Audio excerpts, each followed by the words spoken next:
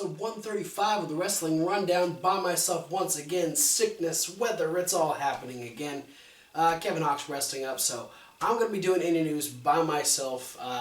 This isn't a video I do by myself on the regular, but I figured I'd give him a chance to rest up so he's better for the rest of the week. So we're talking indie news, talking results. Give me a chance to gush about New Japan Pro Wrestling's Wrestle Kingdom 11, just for a little bit.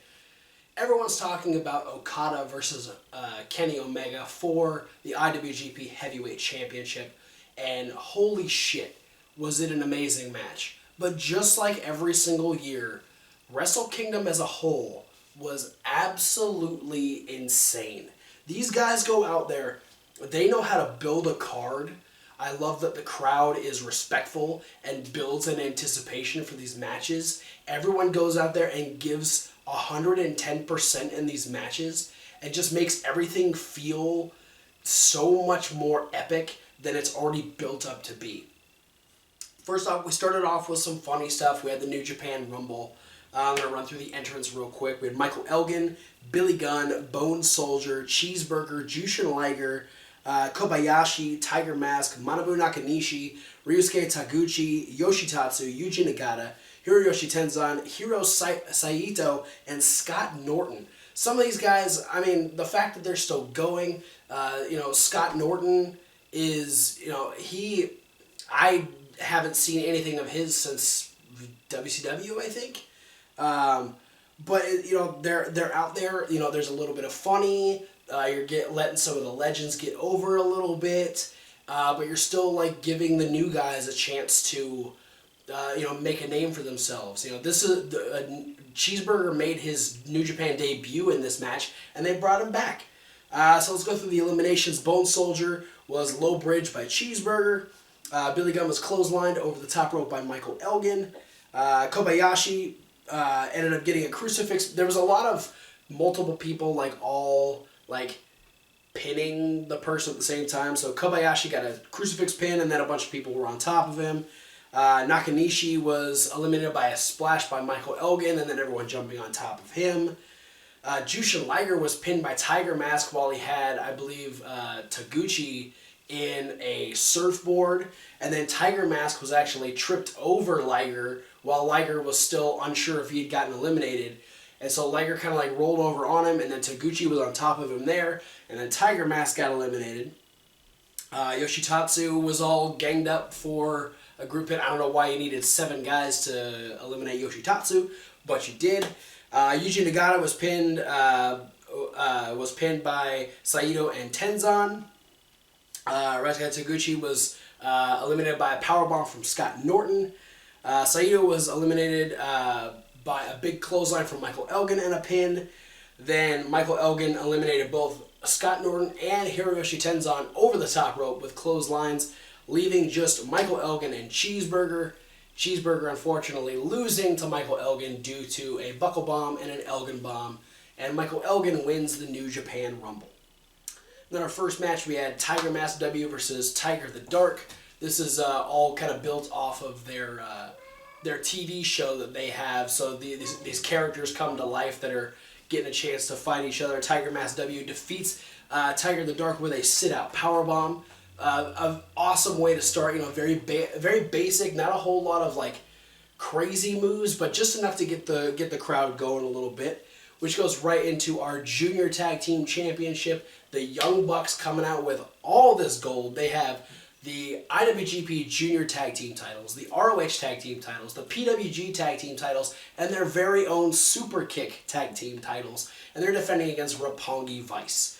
And, the Young Bucks try and take advantage right away. They try and do we're done with the match, we're leaving, we're not gonna wrestle anymore. And then they super kick both members of RPG Vice on the outside, run to the back. They end up taking out Rocky Romero, or they end up taking out Trent Beretta, because Trent goes for that big senton that he does the swanton over the top rope to the outside. He crashes and burns, so Rocky's by himself. Forever clotheslines, just trying to take people down. Super kicks galore. Holy shit. It was so good having Kevin Kelly and Steve Corino on commentary, just because I'm so used to the Ring of Honor commentary that it feels right to me. I was expecting JR, which would have been cool, but he does like the TV stuff. So, but Roppongi Vice would defeat the Young Bucks. Young Bucks trying to go for more bang for your buck. Trent had been down on the outside for a while. Ends up tripping Matt up on the top rope. He goes down. Rocky, who's up on the shoulders of Nick, other way around. Tripping Nick on the top rope. Matt gets rolled up on a crucifix pin, and Roppongi Vice are the new IWGP Junior Heavyweight Tag Team Champions. Young Bucks didn't seem to care too much because they still have a ton of titles. So, then we had a gauntlet match for the Never Openweight 6-man tag team titles. The champions would be coming out last. So first off, we had the Bullet Club represented by Hangman Page, Yujiro Takahashi, and Bad Luck Fale. And they took on Chaos, which was, it was Yoshihashi, Jado, and Will Ospreay. And Bullet Club would eliminate Chaos after Takahashi hits a big DDT on Jado. Yeah, I mean, the Bullet Club are in, like, this is one thing that I like. This match kind of encapsulates what I love about New Japan, is that it's still very much faction wrestling. You've got Chaos, you've got the Bullet Club, you have Los Ingobernables, you have you have these different little sections throughout the entirety of New Japan, and it's just so much fun to watch these groups kind of go to war with each other and have to like get over one another to get to the ones that they want to face, and it's a lot of really fun stuff. So so Chaos gets eliminated first. Then we have Los Ingobernables come out. They actually end up eliminating Bullet Club because Bullet Club's already gone through a match at this point. Los Ingobernables, I don't know what the disqualification rule is on some of these, but this one in particular, the referee had gotten knocked down. Red Shoes got knocked down quite a bit. There was a lot of referee attacks and whatnot in the show. But with the referee down, Sonata, I believe it was, put a chair over, or someone put a chair over Takahashi's head, and then Sonata just whacked across the other chair with another one. That put down Takahashi. That eliminates the Bullet Club. And then just to make sure that they don't like get caught with the chairs, Sonata locked in a Dragon Sleeper, and so the referee called for a submission. And then finally, the champions Ricochet, David Finlay, and Satoshi Kojima came out and faced off against Los Ingobernables, who were, I guess, they have become like the new super group. We've had Chaos for a while, we've had the Bullet Club for a while, but now Los Ingobernables are actually coming to the forefront, especially with how popular Tetsuya Naito has gotten.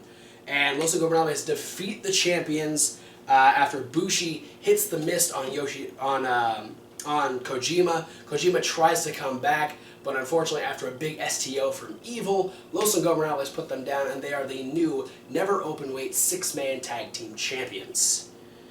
And then we had the debut of the American Nightmare, Cody Rhodes. Taking on Juice Robinson. This was fun to watch because it's two former WWE guys. Juice Robinson used to be CJ Parker in NXT, and it's great to see these guys in, kind of a new mentality, just going out and doing whatever the hell they want. Juice Robinson has been a young boy for a while and has gotten some chances over the last year or so, and so he's still trying to make a name for himself. Cody is trying to make an independent name of himself, a worldwide name for himself. And they did a really good job of working off of each other. Juice taking some incredible risks, ended up messing up his knee really bad, which ended up being the focal point of Cody for most of the match, which really added to it. But then, it was just a couple of missteps. Unfortunately, gave the aggression and the advantage to Cody, who ended up hitting Crossroads and pins Juice Robinson. And then apparently after the match, he was actually like out in the crowd and was like causing issues and whatnot. It was, he likes pushing buttons, and he plays that heel role really well, and it's fun. We also had the ROH title on the line as Kyle O'Reilly would give Adam Cole his rematch, and these guys just picked up right where they left off at Final Battle. It was hard hitting. It was tit for tat. It was back and forth. They didn't give each other any room to move, and it was just it was so aggressive, and it sometimes it scares me when like these guys get this aggressive, because it's like it's good because they're making me feel like there's real true animosity in this match. But Adam Cole ends up winning. He ends up hitting like 3 super kicks to the face, and then a super kick to the back of the head, then hits the final shot, and becomes the first ever 3-time ROH champion. So Kyle O'Reilly's championship run was very short-lived. Like exactly a month, I think. I think so. I don't remember exactly when Final Battle was. I know it was the first week of December. But yeah. So like a month tops for Kyle O'Reilly. So unfortunate for Kyle O'Reilly, but good for I mean, damn. Maybe he'll get it back. I don't know. But that's good for Adam Cole. That's good for the Bullet Club. Speaking of the Bullet Club, we had the Guerrillas of Destiny defending the IWGP Heavyweight Tag Team titles in a triple threat match against Tomoki Honma and Togi Makabe, and then also Toriano and Tomohiro Ishii. And Toriano had actually stolen the he stole the tag team titles from the Guerrillas, and actually stole the trophies from the World Tag League from Tomoki Honma and Togi Makabe. So he comes out with all this stuff which isn't his, and Honma and Makabe come out, and then when the Guerrillas come out, they actually sneak around, and Tama Tonga immediately attacks Toriano and just starts beating the crap out of him. This match was great, not only for the aggression and just the level of athleticism in this match, with a little bit like, you know, Toriano is a very goofy character, but he can still be kind of serious, and so him pulling his little shenanigans along with the other 5 guys just wanting to beat the crap out of each other. On top of that, Tongaroa, the ring itself was very well mic'd, and you could hear a lot of talking, but Tongaroa went on like a spree of just cuss words. He was dropping F-bombs, he was saying shit, he was saying damn you, and like he was saying everything, and Steve Corino was losing his shit. He thought it was the funniest thing ever. He actually had to turn his microphone off because he was laughing so much. And it was a whole nother level of entertainment for anyone that was watching on pay-per-view. And it was just, you know, Tongaroa was just really aggressive. The Guerrillas themselves are a very aggressive team, and so he just lets his emotions get to him, and he just starts yelling everything, and it's fantastic. It's fun to watch. But Toriano and Tomohiro Ishii actually end up winning the match. Both Makabe and Honma get taken down, and it's just Toriano versus the Guerrillas, and the Guerrillas are about to put Toriano away, but Tomohiro Ishii comes in with a big double clothesline. Tongaroa ends up getting rolled up by Toriano. Toriano pins Tongaroa, who's been making the biggest stink about all of this stuff, and we have new IWGP Heavyweight Tag Team Champions. Yeah, it was not a good night for the Bullet Club. Adam Cole, Adam Cole was the only win so far. The only other one they have left is Kenny Omega. So a lot is riding on Kenny Omega as far as like wins for the Bullet Club. But then we start picking up some steam here. We have the Junior Heavyweight Championship. We have Hiromu Takahashi, used to be Kamaitachi. Apparently I don't think he's going by Kamaitachi anymore. He's just wrestling under his real name. He would be challenging Kushida for the Junior Heavyweight Championship. And these guys, man, I know Takahashi is trying to really prove himself. He's, trying to break out of that lower level status on the card. And he's going against a guy like Kushida, who is very well known, has a lot of tenure, and is a very popular wrestler. So he's trying to keep up with that. But man, these guys took some scary bumps to the outside, just some scary bumps in general, and it's, man, I can't give enough respect to these guys for putting on the show that they do, and just going out and just throwing as much caution to the wind as they do. It's insane. It scares me and it entertains me, and that's why I like talking about it, because people that go out and do stuff like this, especially in Japan, because it means so much in Japan. It's just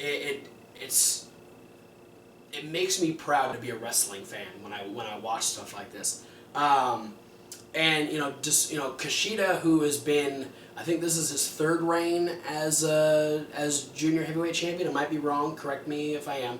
But he's had it a few times, and he didn't have what it took at this point.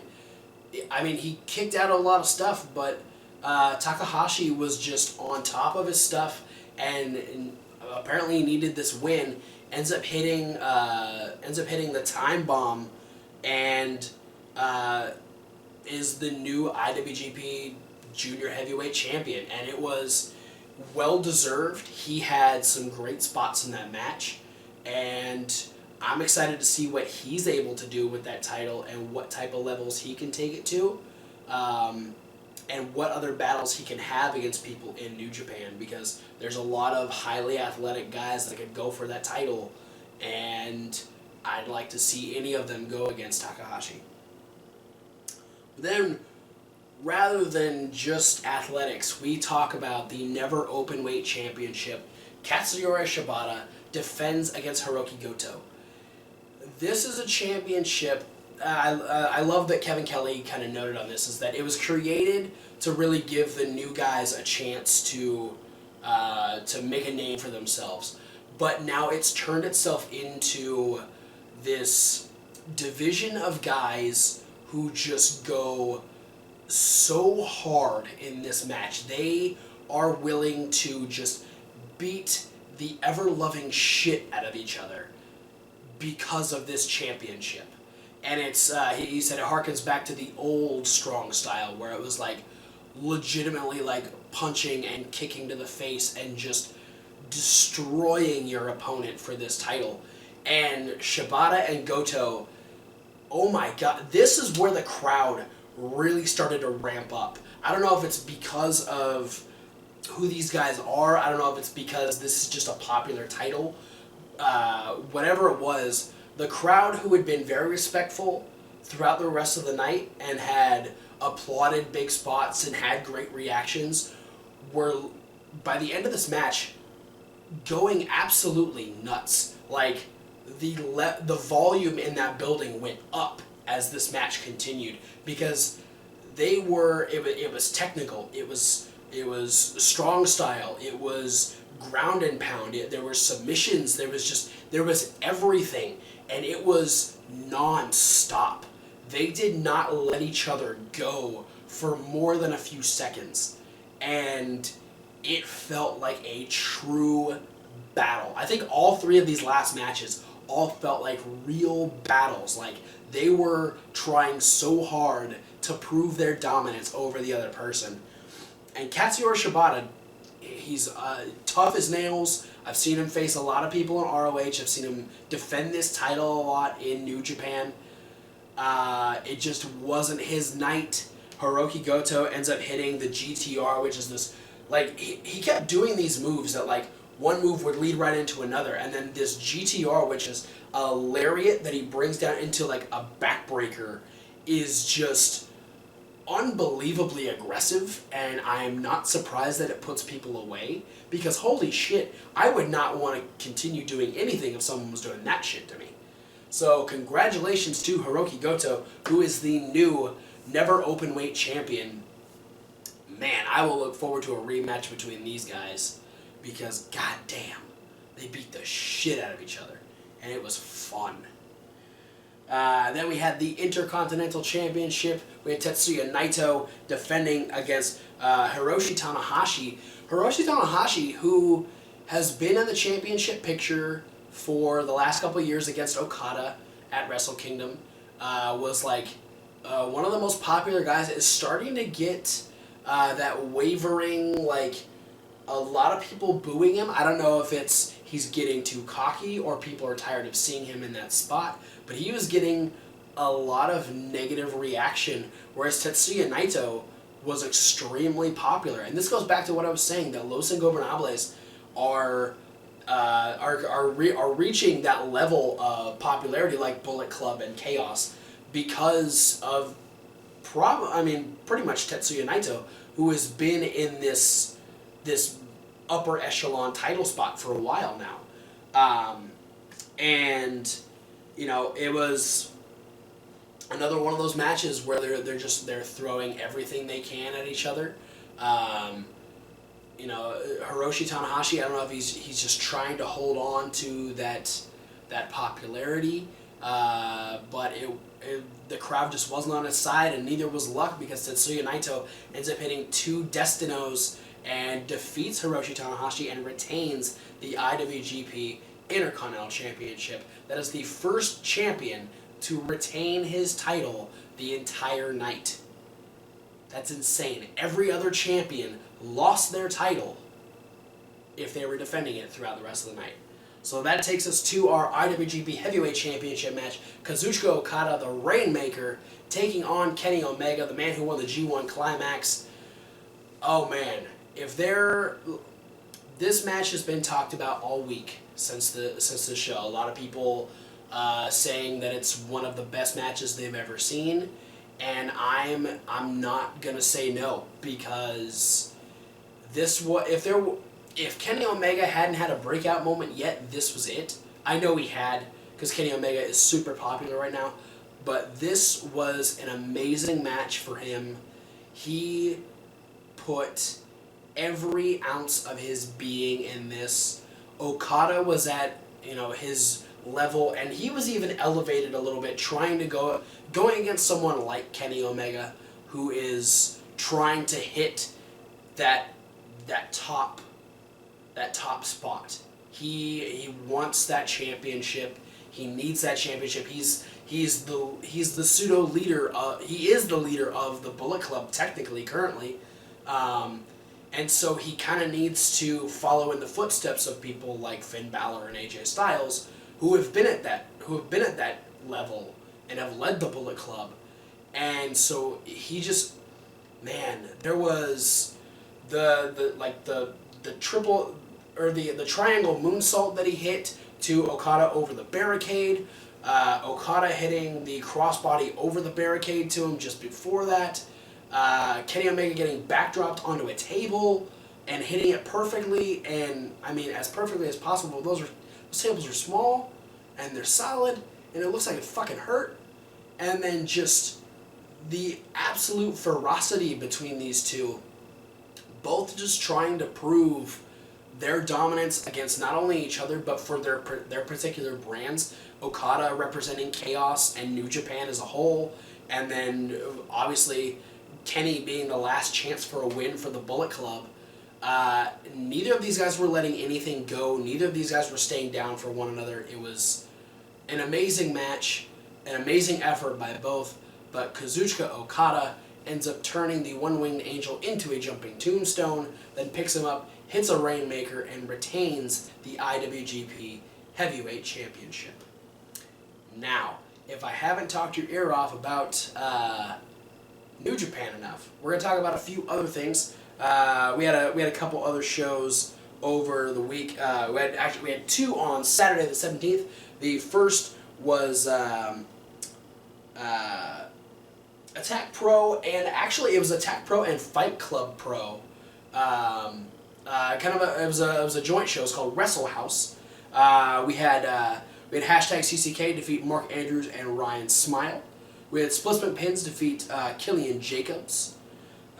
We had Clint Mardreamer defeat EC Drew, who apparently EC Drew was pretending to be Raven, so it was a Raven and Tommy Dreamer thing. That guy gets me every time. Every time I hear something about what he's doing, it's funny as hell. Omari defeated Chief Deputy Dunn. We had Dan Maloney and Pete Dunne defeat Mustache Mountain. And then we had a new main event where hashtag CCK and Shay defeated Mustache Mountain and Joel. And then the referee, Britt Indy, apparently, was... Oh, no. I take that back. Take that last one back. Britt Indy, who was the referee, ended up winning the Attack Pro 24/7 Championship during the match. And then Mustache Mountain and Joel defeated CCK and Shay. So, yeah. Crazy stuff happening in Attack Pro. We've got another show of theirs coming up. But we also had AAW's Tradition Continues. This was in LaSalle, Illinois. This was also on Saturday. We had Colt Cabana defeat Silas Young. We had Zachary Wentz defeat Ace Perry. Besties in the World, that's Davey Vega and Matt Fitchett, defeated the Hooligans. Jessica Havoc defeated Taya Valkyrie. Nick Brubaker, CJ Esparza, and Brett Gakia defeated Eric Cannon and Spears and Beers. ACH defeated Jake Chris to retain the AAW Heritage Championship. Stephen Wolf defeated Eddie Machete. Bucky, Connor Braxton, and Cody Rice defeated Lewis Linden, Paco Alonso, and Marion Fontaine. Ray Phoenix defeated Michael Elgin. And then Sami Callihan defeated John Morrison, Hennigan, Nitro, Mundo to retain the AAW World Heavyweight Championship. And one quick shout out to Lucas, who is a fan of ours. He also has a review of Wrestle Kingdom. If you want to check him out, you can find him on Twitter at LucasZ588. Give him a check out. He's a big time fan. Sends me a lot of news and stuff like that. Appreciate it. So go give his review a little bit of love too. But I'm going to talk about Ring of Honor now. Ring of Honor hasn't been on for the last couple weeks, but it is on now. We had more of the Decade of Excellence tournament. We had Jay Briscoe defeat BJ Whitmer. This was a good back and forth match until Kevin Sullivan decided he told BJ Whitmer not to worry about the pinfall and just make the sacrifice, and gave him the golden spike, and he was about to drive it into Jay Briscoe. Mark ends up coming out, dives over the ropes onto Punishment Martinez. That distracts BJ Whitmer enough for Jay Briscoe to hit a Jay Driller, and Jay moves on, and he will actually face the winner of Jay Lethal and Jushin Liger, which will happen next week. And then afterwards, BJ says that it is said that there needs to be a sacrifice, and next week they will finish this. So someone might not be in a good spot next week. So we'll find out what that is. We had Beer City Bruiser and Silas Young defeat Alex Reynolds and John Silver. I didn't expect this match to go as long as it did, even though Alex Reynolds and John Silver are pretty big indie wrestlers. It just seemed like it was going to be a squash match, but it went on for a while. Reynolds and Silver got some pretty good hot tags and did a great job, but Bruiser's just too big. Silas Young, he's deceptively agile, so they end up picking up the win. And then Silas says that he finally found the third guy. They were talking about trying to get a third guy and trying to go for the six-man tag titles. And they didn't find someone in time for the tournament, so they didn't get entered. And so he tells Bruiser, he's like, I think I finally found the guy, and I'm gonna bring him out right now. And it ends up being Bull James, formerly Bull Dempsey from NXT. And Silas starts saying, like, he's big, he's tough, he's a real man, all this stuff, and he's like, and you'll appreciate this after matches. He likes to go out and have like 10, 12, 30 some beers, and then he stops, and then he says, "You know what I just realized? He's not the guy." And then they beat up Bull James. Like, what? What? That doesn't make any sense. Okay. I don't know what to say to that, but okay. So maybe Bull James is going to be bringing in a tag team partner and possibly facing off against Bruiser and Silas Young. We had the Kingdom defeat Cheeseburger, Will Ferrara, and Joey Diego in a 6-man. I don't think this was for the championships. It might have been, but an eye rake and then a series of just squash moves, all top rope moves, ends up putting down Cheeseburger. Didn't really expect that team to beat the Kingdom anyway. Still not totally sold on the Kingdom. I'm starting to warm up to them a little bit. We had the Young Bucks come out and address what happened with Broken Matt Hardy at Final Battle, saying that if they want to show up, they can, but they're not gonna stop the Young Bucks. Then Vanguard 1 ended up coming into the arena and got a double super kick from the Young Bucks. So shots fired, I guess, maybe. Yeah, interesting. And then in the main event, we had another match from the Decade of Excellence tournament. Colt Cabana taking on Chris Sabin with Alex Shelley at commentary. Colt Cabana really taking this heel thing and running with it. He's really good at it. It's fun to watch. Chris Sabin, though, ends up picking up the win. The boys, who are still, I guess we're still going to be getting more of that Colt Cabana and Dalton Castle stuff. The boys end up running out and start fanning him, trying to get his attention, and it's enough that Sabin's able to hit a tornado DDT into a small package. So he moves on, and I believe, he'll be facing Christopher Daniels in the semifinals. So then next week we find out between Jushin Liger and Jay Lethal who will face Jay Briscoe, and then after that we'll have the 2 semifinals and then the finals matches coming up soon. Not sure if it's going to be on TV or if they're going to wait until. Oh wait, no, it should all be on TV because the winner is supposed to get a title shot at the anniversary show. So we should be seeing probably the progression of this tournament pretty fast over the next month or so. So maybe by February we'll know who's going to be getting that shot.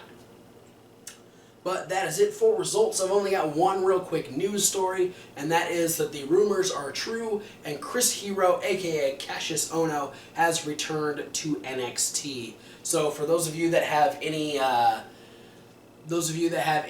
chance to see Chris Hero at indie shows, I don't know if he's ended all of his dates or not, but if you have that chance, go do it now. Otherwise, you have to wait until an NXT show or possibly however long he spends in NXT, maybe a WWE show somewhere down the line, to be able to see the one and only Christopher Daniels. Not Christopher Daniels. Chris Hero. I don't know what the hell I'm talking about. Chris Hero, Cassius Ohno, back in NXT. That is it for news. That is it for results. That means it's time for upcoming shows, where we got a couple of them. Let's see, what do we got here first? We've got ourselves, I'm going to get to them, I promise. I got it. Alright, on Friday the 13th in Tampa, Florida, we have Shine 40. We got a full card here. We got a four-way frame where Su Yung takes on Jamie Jamison, takes on Jessie Belle Smothers, takes on Angel Rose. Molly Hosaka takes on Brandy Lauren. We have Xandra Bale taking on Ariel Monroe. Leva Bates takes on Candy Cartwright. Rachel Ellering takes on Chelsea Green. We have a Challenge Series Match 1. Not quite sure what that is. I'm sure we'll find out eventually. Allison Kay takes on Mercedes Martinez. The Shine Tag Team titles are on the line as Santana and Raquel defend against Thea Trinidad and ACR, and Amber O'Neal and Kennedy Brink. And then the Shine Championship is on the line as Evilise defends against Lufisto. So yeah, that is on the 13th. I believe also on the 13th, yes, we have Attack Pro Wrestling's Club 103. Not 103. It's Club 100, the third. So it's like a trilogy. It's like WrestleMania 3. Club 103. Where we have 2 title matches. Bolorama defends the tag team titles against the Anti-Fun Police.